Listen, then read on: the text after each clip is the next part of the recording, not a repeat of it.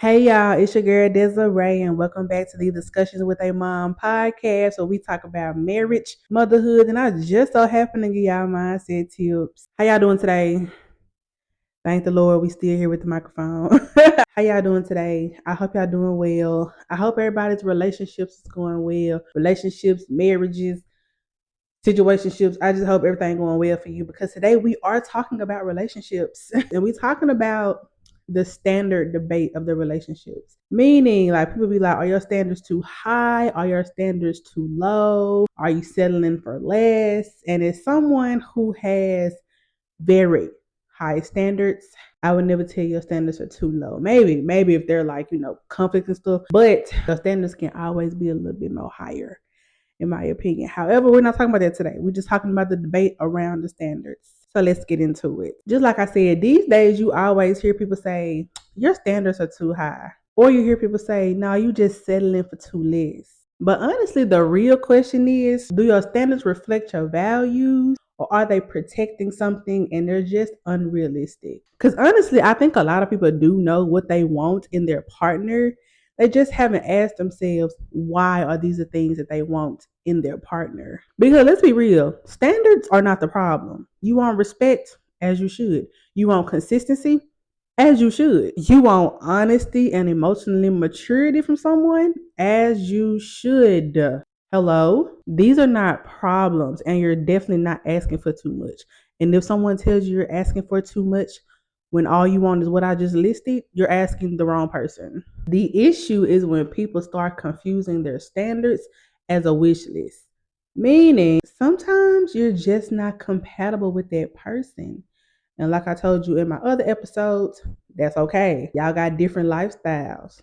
That's okay. Y'all have different goals. Y'all have different communication styles. Y'all have different values. That's okay. But that's when standards start to get a little confusing. When we're looking for standards, we tend to look for someone that looks exactly like us.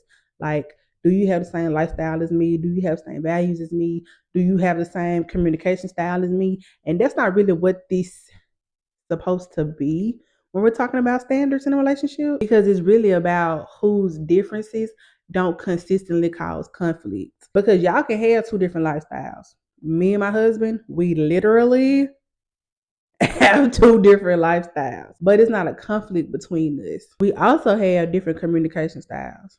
That tends to be a conflict from time to time, but it's not a conflict enough to where we want to leave each other. We just got to learn how to talk to each other through whoever communication styles that we need to meet at the time. And we tend to have different goals. I mean, we have the same goal far as what we want this family to look like. But the way that he want to get there and the way that I want to get there, two different things. Two very different things. And it's just not about that. It's not about the fact that, oh, you don't want the family, you don't want the family's way to go like this, but I want to go like this. That's not a conflict. That's not the conflict we're talking about. A conflict would basically be if we had two different communication styles and we're consistently arguing. Like he's yelling at me, I'm not. That's a problem. But what were the standards when we got with each other? Like, what's the standards of the communication styles? Or what's the standards? Well, I think I'm talking about like from a marriage standpoint. But your standard of the house looks one way, and my standard of the house looks another way. But in order for us to not create conflict all the time, whose standard are we going to go off of? Or let's create a new standard. That's what standards are for. How do the differences not create conflict over and over and over again? Because who wants consistent conflict anyways? And yeah, I know every episode I give y'all mindset tips to surround the topic that we're talking about. So, in order to have healthy standards, let's consider the following things. First of all, separate your standards from your preference. What I mean by that, don't just go into a relationship or don't just be in a relationship because he's tall. What? Don't just go into a relationship because of his job title. I could care less about what you do for a living. Hear what I said. And just don't go into it because he has a certain lifestyle. Meaning, don't just get in a relationship with this man because he's a trick. No, ma'am. Just because he's tricking don't mean nothing. Because when you get too deep into your preferences, you tend to lose sight that that is a horrible person. Because just because he got money, just because he has money, meaning he's the CEO of the company or something like that, or just because he's 6 foot tall, does not excuse the fact that he's a horrible person. You missed all of that because you're too blind at the other stuff. Those are considered preferences. I prefer you to be tall.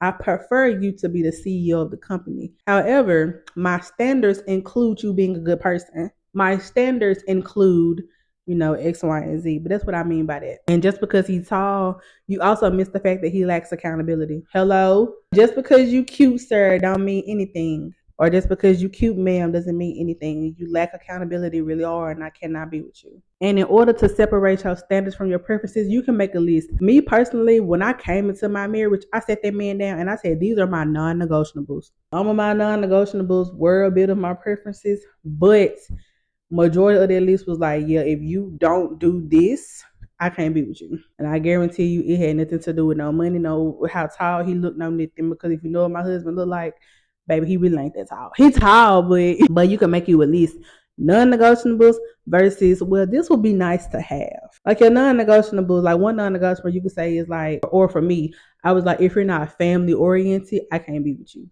But it'll be nice to have someone with CEO status or whatever. The next thing you can do to make sure you have healthy standards is to become your own standards. Because why are you sitting up here asking for your partner to not lack accountability and you lack accountability hard? That's something y'all don't be wanting to hear, honey. You have to become your standards. Are you family oriented? Do you love your mom? Do you have a healthy relationship with your parents? And you sit here asking this man, this woman, do you have a healthy relationship with your parents? You have to hold yourself to your standards. And that's where also a lot of people get tricked at. And if you hear a man talking about, they be like, women be out here asking for someone to make $100,000 a year, but you ain't never touched $100,000. Be mindful of that. Money is a preference. I prefer you to have this. My standards behind that are you good with your $100,000? Like, do you have $100,000 today and you're broke tomorrow? Let's be for real about that standard in the world. But just hold yourself accountable to whatever standard you want in your relationship. Because the happiest relationships happen when two people are actively working on becoming what they're looking for. Y'all not hearing me? Another thing, don't let social media determine what your relationship is supposed to look like. Let me repeat myself. Don't let social media determine what your relationship is supposed to look like. I think that is so crazy when people be like, oh, I want my relationship to be just like Bob and Jane, how I see them on Instagram. Girl, you don't know what Jane going through over there. You don't know what Bob is putting that lady through over there. So how can you sit up here and say that? Be your own person. Focus on yourself. Focus on your own standards. Now, if you know Jane personally, fine. Talk to Jane, get the insight or whatever. But if you don't know that lady, if you basing your relationship off of them little cute little clips you see on the internet, girl, bye. And stop overlooking people's character. This is a big one. If you want to know if you have healthy standards, this one is a big one. Ask yourself, am I overlooking this man's character? Because I truly do feel like the whole baby mama culture, people be like, well, you had a baby with that man. Well, you had a baby with that lady. It's because you probably overlooked their character. Your preferences blinded your standards. And now you got a kid. And now you're talking about, oh, I'm so unhappy. Baby, the signs were there. At the end of the day, do not overlook that person's character. Are you a kind person? If the answer is no, move on. Do you love your mom?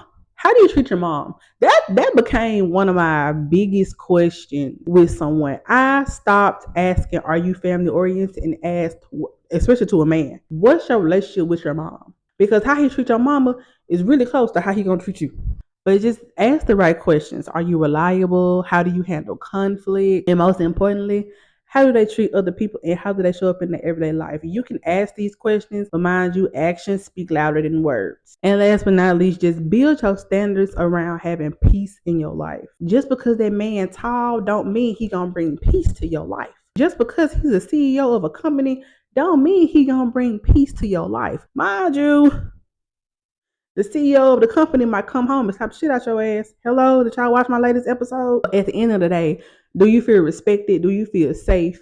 Do you feel like you can grow with that person? These are the things that matters when it comes to your standards versus your preferences. I hope y'all hear me in this episode. But I wrote down a few things of how you know if you have healthy standards, and let me just read them to you. How to know you have healthy standards. One, you know what matters to you, what really matters to you. You don't compromise your values. You communicate your expectations clearly. You don't expect perfection. You're willing to offer what you're asking for, and you can walk away from misalignment without being bitter. That's a clear list of how you know you have healthy standards. But I said all that to say, I don't think you having high standards is a bad thing, because your standards can be sky high as long as your standards don't outweigh your preferences. Because it's about what truly matters and not just what looks good on paper. Mind you, your goal isn't to find someone that checks off all your boxes.